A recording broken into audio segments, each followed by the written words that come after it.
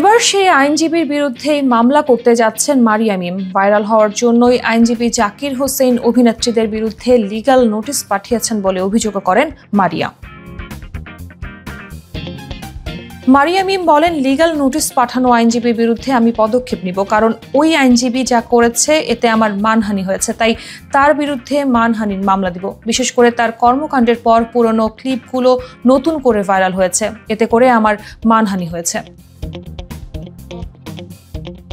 মিম আরও বলেন, অবশ্যই আমি মানহানির মামলা করব, কারণ অশ্লীলতা বলে যে ভিডিওগুলো ছড়িয়েছে সেগুলো ম্যাচ শুরুর আগে ওয়ার্ম আপ মুহূর্ত, যেগুলো কেউ মোবাইলে ধারণ করে ছড়িয়েছে। কিন্তু আইনজীবী যেভাবে কথাগুলো বলছে এতে আমার মানহানি হয়েছে। এই মডেল মনে করেন আইনজীবী জাকির হোসেন ভাইরাল হতেই তাদেরকে আইনি নোটিশ পাঠিয়েছেন। মিম বলেন, সে ভাইরাল হওয়ার জন্যই আসছে, কারণ খেলা শেষে সে এই বিষয়গুলো সামনে নিয়ে আসছে। আমার মনে হয় তার আসলে কাজ নেই, সে কারণে এমনটা করছে। এর আগে সেলিব্রিটি ক্রিকেট চ্যাম্পিয়ন ট্রফিতে অশ্লীলতার অভিযোগে 6 মডেল অভিনেত্রী ও 3 নির্মাতাকে লিগ্যাল নোটিশ পাঠান বাংলাদেশ সুপ্রিম কোর্টের আইনজীবী মোহাম্মদ জাকির হোসেন। এই মডেল অভিনেত্রীদের মধ্যে রয়েছে মারিয়া মিমের নামও।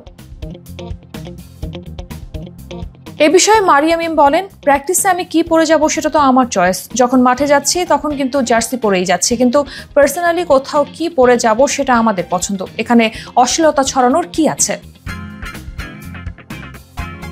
নিজেকে নির্দোষ দাবি করে এই মডেল বলেন, আমাদের কোনো দোষ নেই, মামলা করলে গণমাধ্যমের বিরুদ্ধে করুন, আমাদের বিরুদ্ধে কেন? খেলা চলাকালীন আমাকে যা প্রশ্ন করা হয়েছে তাই বলেছি।